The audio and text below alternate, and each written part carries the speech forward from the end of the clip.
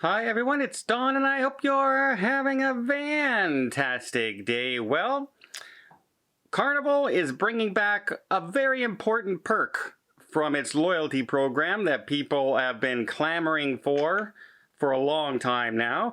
They also have reported that they've had to change an itinerary on one of the ships because of Tropical Storm Lisa, and Vancouver, well, what kind of season? It seemed busy, right? It seemed busy going to Alaska but did they actually increase or decrease?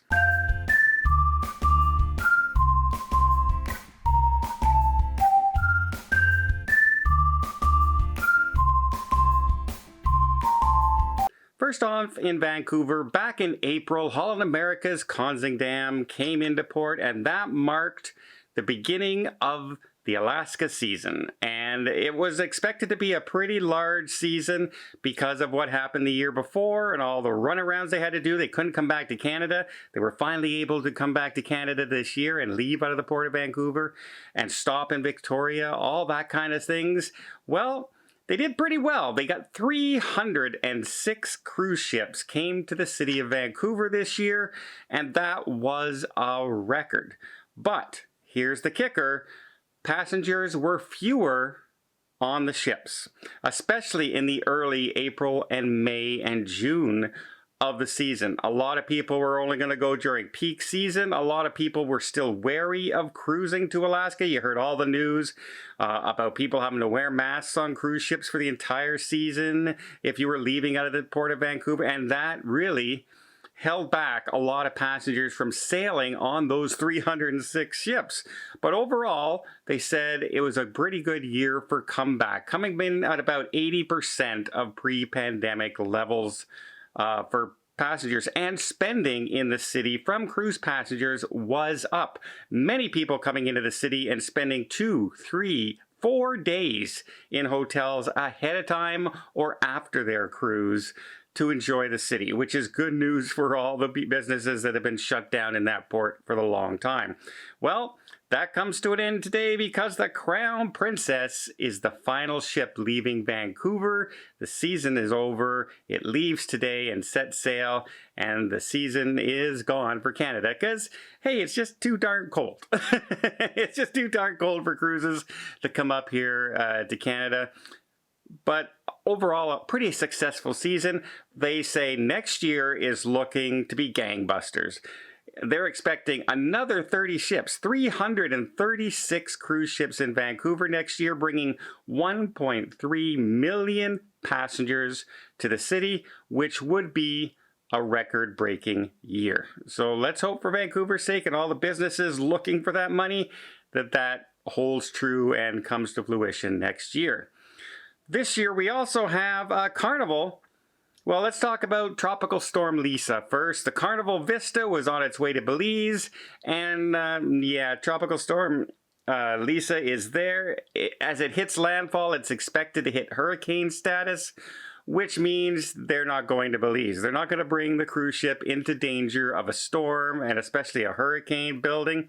So instead, the Carnival Vista will spend another day at sea. Other cruise lines are also watching the area, as there's many cruise ports along that route that stop in the area, and so the cruise ships will be monitoring the situation over the next couple days. The good news is that it's expected to continue across land and not affect cruise ships in the Caribbean anymore. However, it could start affecting some stops on the west coast of Mexico as it heads across. So we'll see. Right now, it's looking like it will be a Hurricane 1 by the time it hits land, and cruise ships are not taking any chances, which is, of course, the right thing to do. Then we also have Carnival is bringing back a perk from their loyalty program. But before I get there, let me just invite you to hit that subscribe button if you haven't done so already. If you want to keep up to date with everything cruising, from what's happening with the storms in the area, to the ships that are closing, to the ships that are coming, what ships are available. I mean, the Celebrity Beyond just came over. She's now available.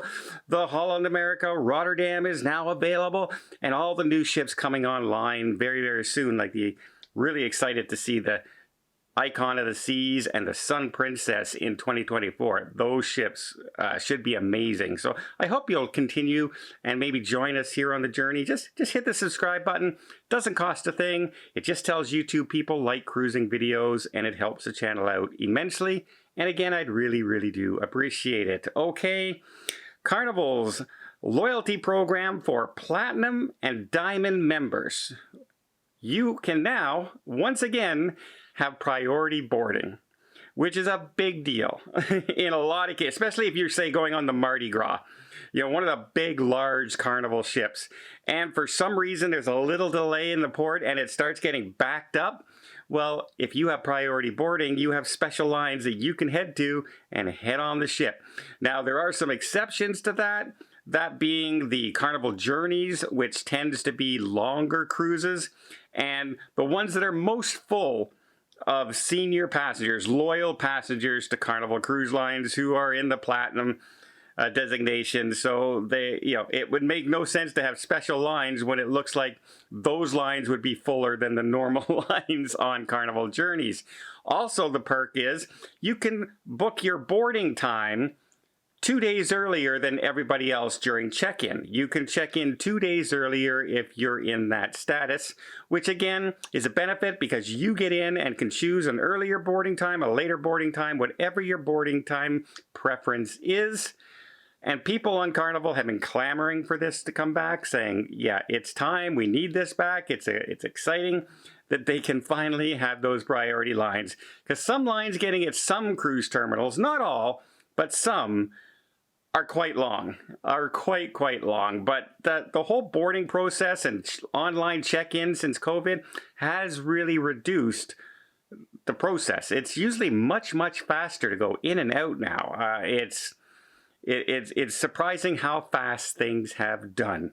And again, cruise lines are reminding people to please, when you get on board, please go to do your muster drill. Watch the videos on your phone, watch the video on the TV, and then just check in at your muster station. You just have to walk there, show them your card, show them your medallion if you're on Princess or MSC. Just identify yourself, because they still have people a half hour before the cruise is supposed to set sail not checked in, and they can't organize everything and make sure everybody's on board who's expected to be on board if people don't go and check in, and they can't sail, and if they have to search people down and chase people down. And you hear those annoying announcements every 5 minutes in the last 2 hours of your cruise before you're supposed to set sail. Please, everybody, and it's usually the cruise director. Please, everybody, if you haven't checked in already at your muster station, please do so. We can't set sail legally, blah, blah, blah, blah, blah, blah, blah. And then eventually the captain will come on and say, hey, everybody, you need to get to your muster station drill where you cannot sail without. Instead of just, hey, just go and check in. It should be the very first thing you do on the cruise. If you're going to head to the buffet, fine. Get your card, check in at the muster station, and go to the buffet. It's really a simple process. And again, every cruise line is complaining that guests are taking a long time. Not everybody, but there's always that 10 to 15% that just for some reason don't want to go to the muster station. For some reason. They think it's the world's hardest thing. And what we don't want is to have to go back to the old way of going outside and standing in line with your life jackets to do your muster station drill. I like the way they do it right now. Well, I hope you appreciate this video. If you did, please give it a thumbs up. Want to see more tips, more tricks, more travel vlogs from around the world? Hit that subscribe button. Until next time, have yourself a safe and a great vacation.